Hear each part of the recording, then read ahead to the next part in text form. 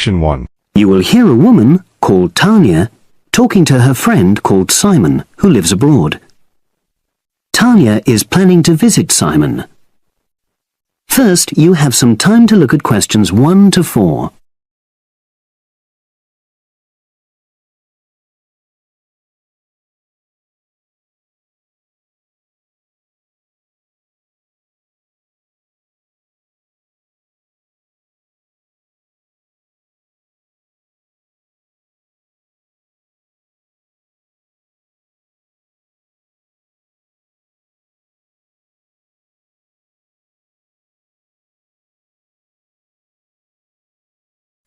Now we shall begin.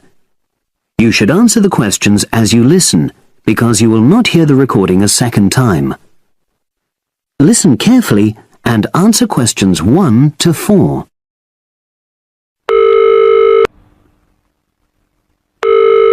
Hello? Hi, is that Tanya? Yes, Simon. Lovely to hear you. How are you? Very well, and we're so looking forward to seeing you. So am I. Now, I don't have a lot of time, I'm afraid, so I wanted to make sure we've got all your details. Have you confirmed your flights? Yes, I'm definitely coming on the 22nd of June. Excellent. Have you got your flight number? Not with me, I'm afraid, but I promise I'll email it. Let me make a note of all this. Yes, do, because one of us will try to come and collect you from the airport if we can. I presume you'll be coming into Terminal 1? I don't know. I'll have to find out which one it is. Yes, you must. We don't want to be waiting at the wrong one. But hang on, I'll be arriving at about lunchtime, and that'll mean you have to take time off work to pick me up. You really mustn't do that. Look, we're not all that busy at work, and if there's a problem, I can text you when you arrive, and you can take a taxi. Okay. There's a really good company called Pantera. Can you spell that? It's Pantera. They have a stand at the airport. You can't miss it, and they're really reliable. Great, thanks. How far are you from the airport? About 40 minutes. And you're near the city centre, aren't you? We're east of it, actually. Don't tell the driver city centre because you'll really get caught up in traffic.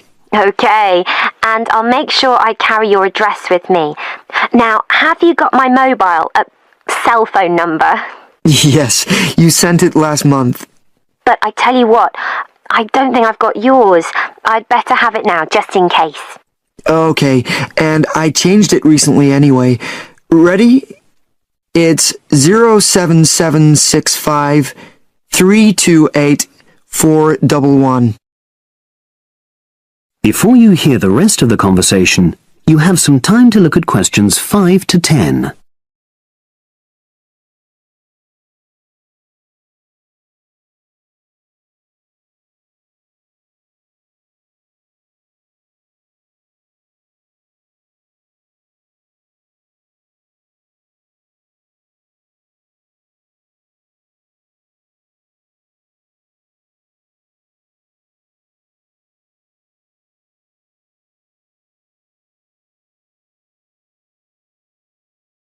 Now listen and answer questions 5 to 10.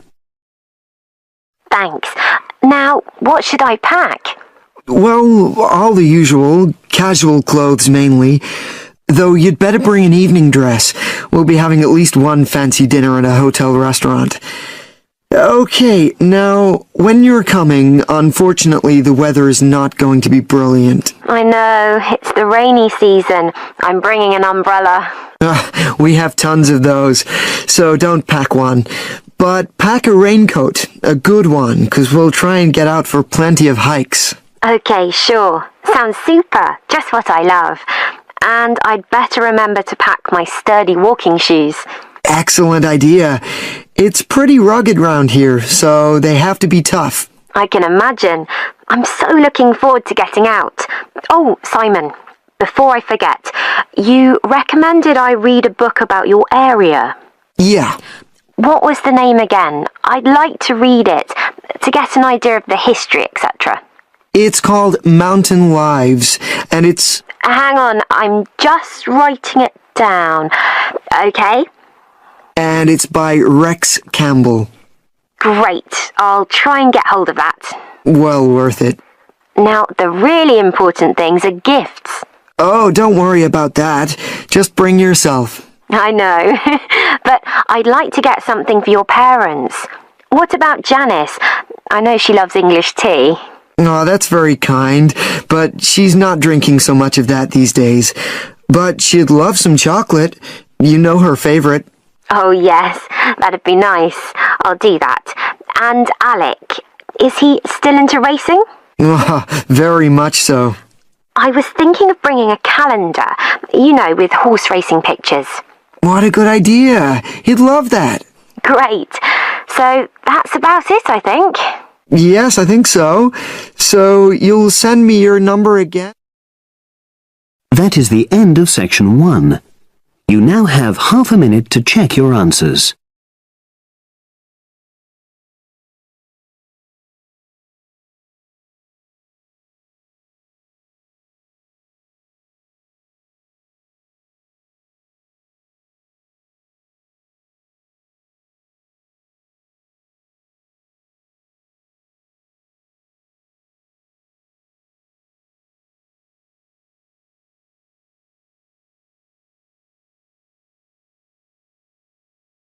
Now turns to part 2.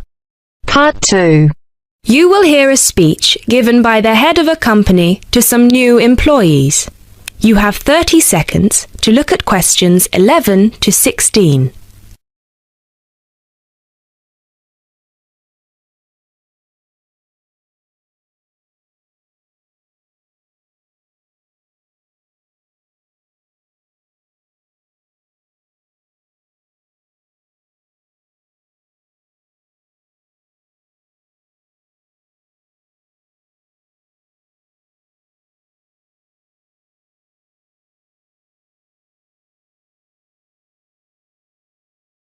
Now listen carefully and answer questions 11 to 16.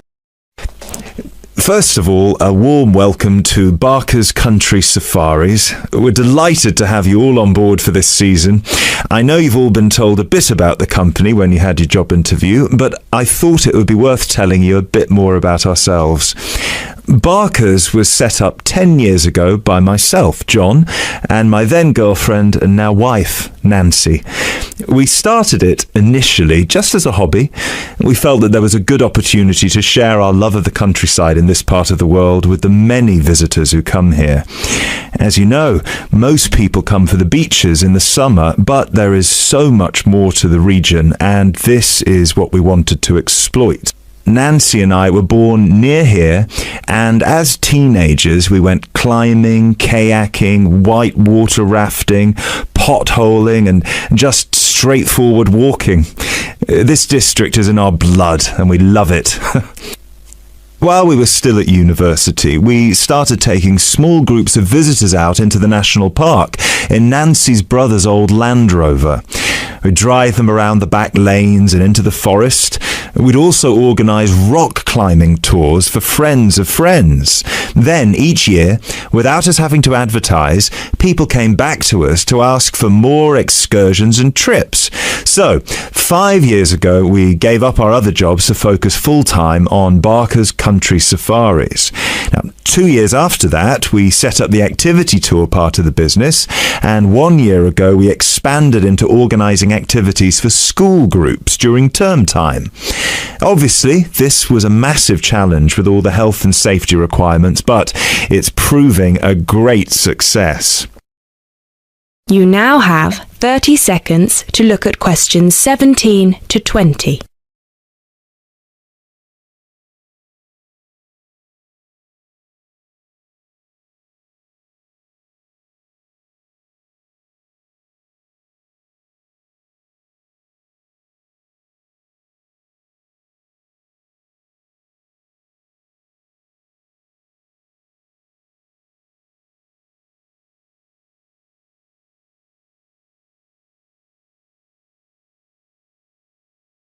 Now listen carefully and answer questions 17 to 20.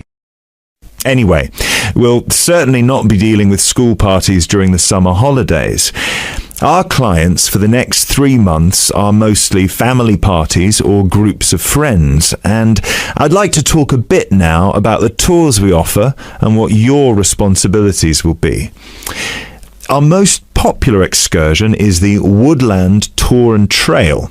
Now, often this is sold out and we have all of our 10 jeeps in convoy with 8 people in each jeep. It's a lot of fun. These tours really offer a taster of what we can provide. So, as both driver and guide, it is important that you do a good job here so they come back for the bigger tours. I will talk about the commission package later.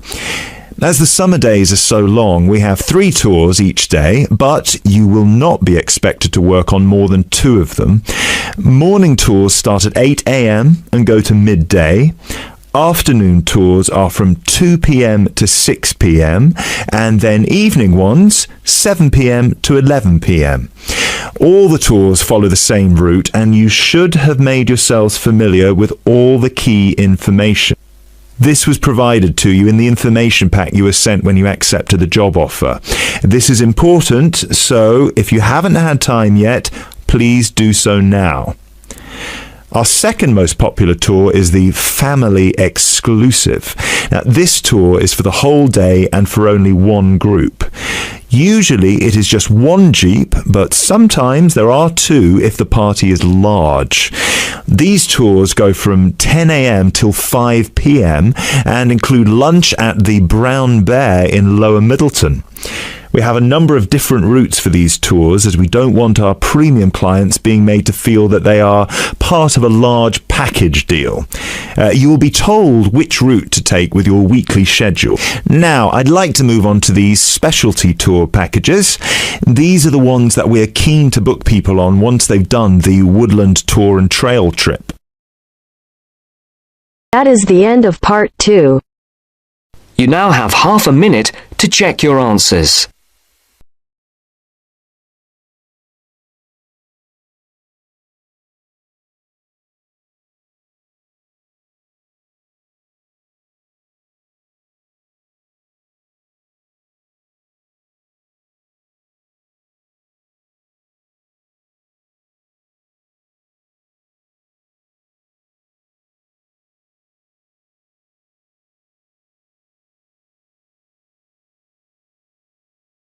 Now turns to part 3.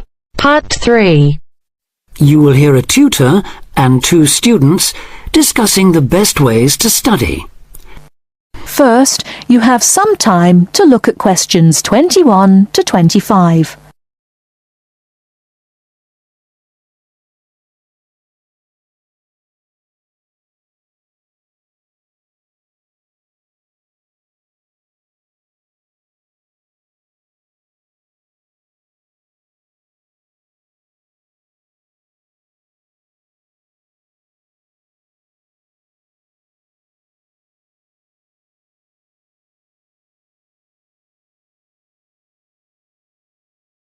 Now listen carefully and answer questions 21 to 25.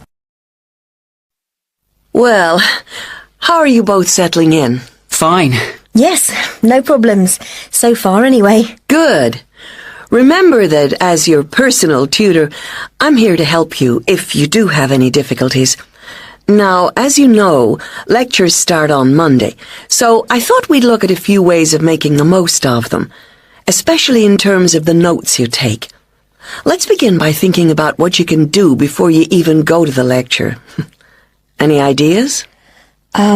Make sure you're up to date with all the background reading, so you know plenty about the subject already. Yes, that's essential.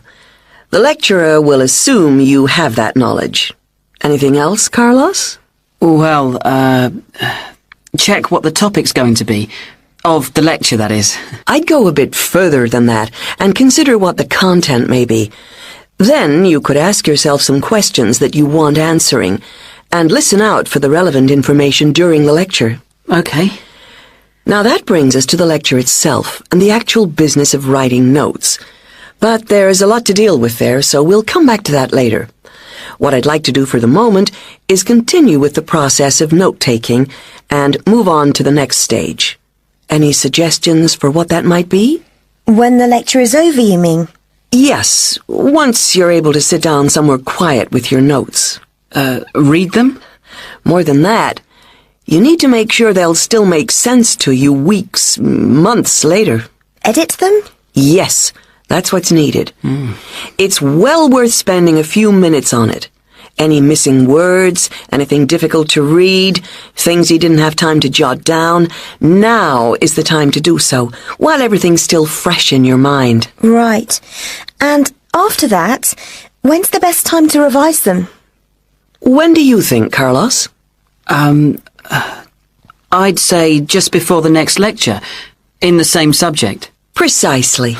That's a vital time to look at them again, for obvious reasons. But it's definitely not the only time. When should you revise them again? A month later, maybe? Sooner, and much more often than that. I'd recommend you look at them again once a week. That's why it's so important they're complete and easy to follow. Before you hear the rest of the talk, you have some time to look at questions 26 to 30.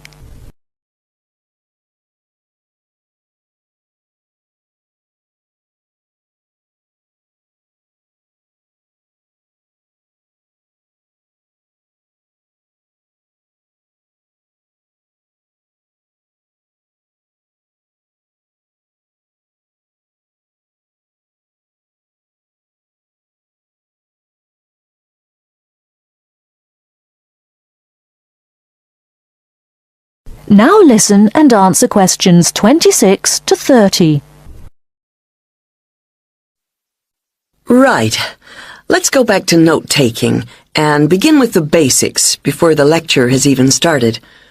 What should you do when you walk into the room?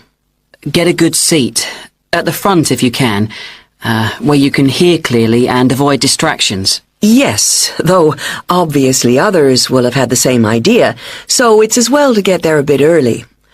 So, when the lecture's underway and you're busy jotting things down, what should you try to ensure?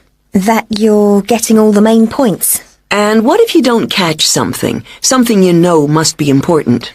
I'd leave a space. Then I could check it later, perhaps by asking a question at the end and fill it in afterwards.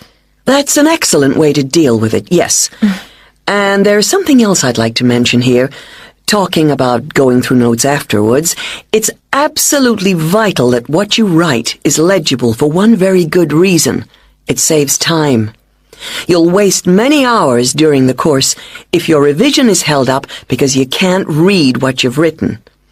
Okay, what else can we do to make listening and note-taking more efficient? Well, I always listen out for signpost words. Sorry, what are they? They're the ones lecturers use to say where they're going. A bit like a signpost at a road junction, I suppose. Things like, the first reason is, however, to sum up, and so on. Yes, they can tell you when something important is coming, and help you organize your notes, too. Is there anything else you can add, Carlos? There's something I think's very useful, but it's later, after the lecture is finished. Yeah, that's fine. Go on. Well, what I do is go through what I've written down, summing up the main points in a few words in the margin, on the left-hand side of the page. I try to use words that'll jog my memory, so that I can remember what everything's about when I look at them again. Yes, that can work very well. What some people do to review their notes is cover up their full notes from the lecture, maybe with a piece of paper or a card, and concentrate just on what they've put in the margin, trying to recall the details. Then they move the cover down a little and check whether they were right. Or you could put your main points on another piece of paper and clip them together. Instead of covering and uncovering, you just hold a page in each hand. Sure. It's down to personal preference, really. Everyone has their own learning style. That is the end of part 3. You now have half a minute to check your answers.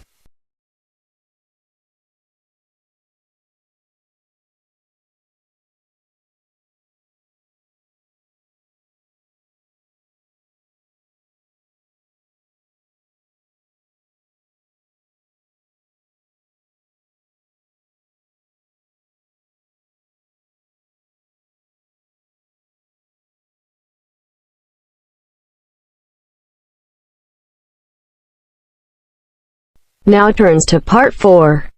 Part 4. Well, it's the beginning of the digital age, and technology is all set to completely revolutionise the way we watch TV, videos and DVDs and play computer games at home. First, you have some time to look at questions 31 to 40.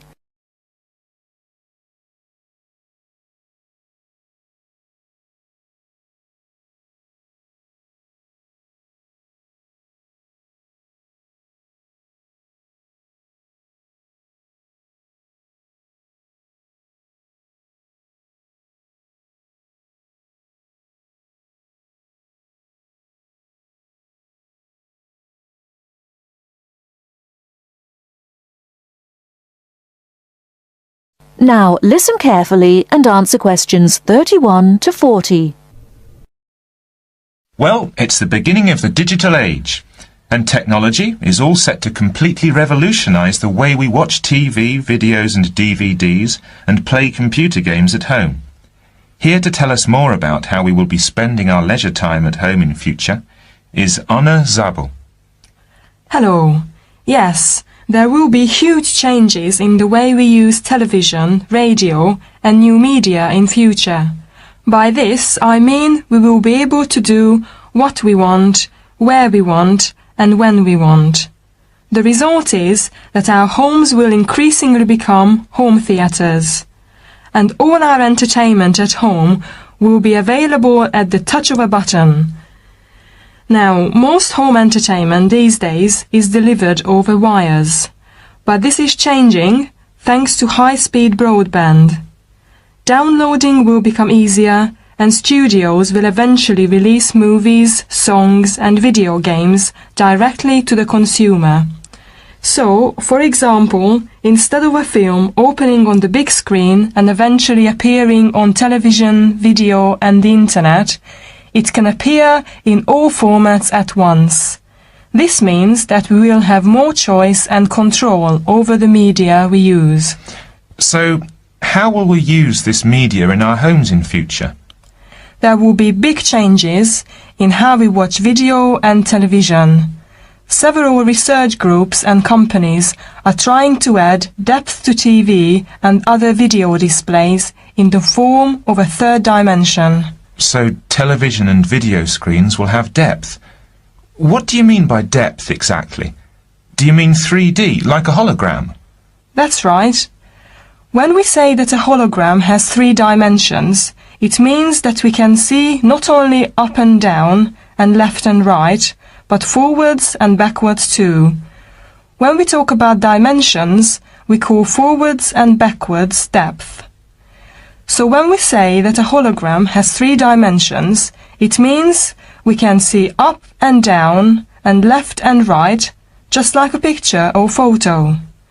But we can also look into the hologram because the image it contains has depth. So instead of watching films on a flat screen, we will be watching them in 3D? Absolutely. Well, as we live in a 3D world, we shouldn't really be watching television and films in 2D, and the technology to make this happen is already there. 3D screens are being developed which can be placed throughout the house, even in busy areas of our homes, like doorways and halls. Now, these screens appear to float in air. So in the future, 3D holographic images will be sent into our homes, and we will be able to experience the action as if it is taking place right in front of our eyes. So, the action won't just look real, it will be real. Incredible!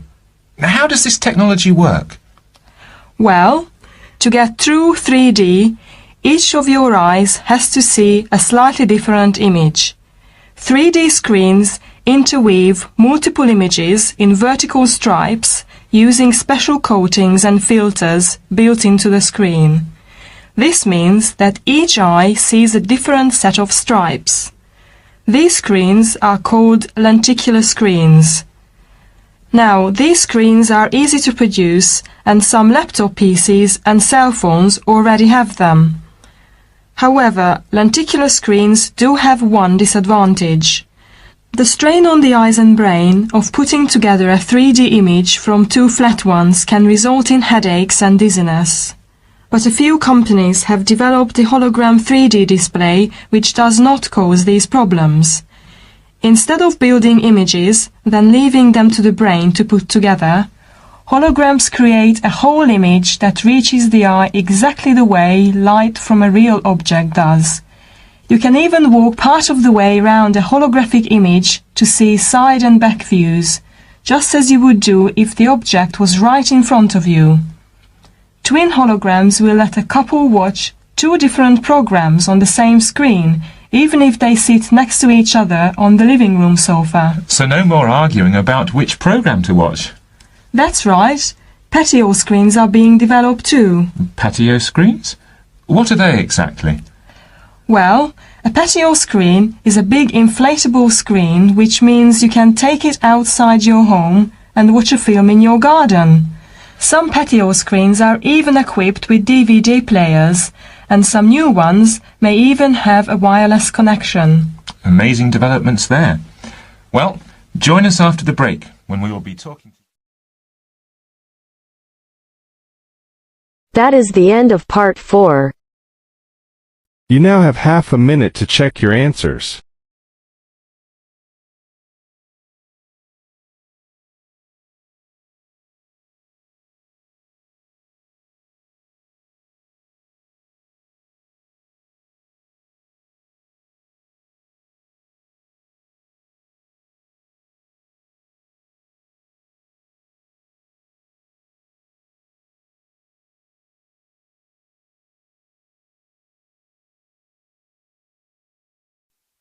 Give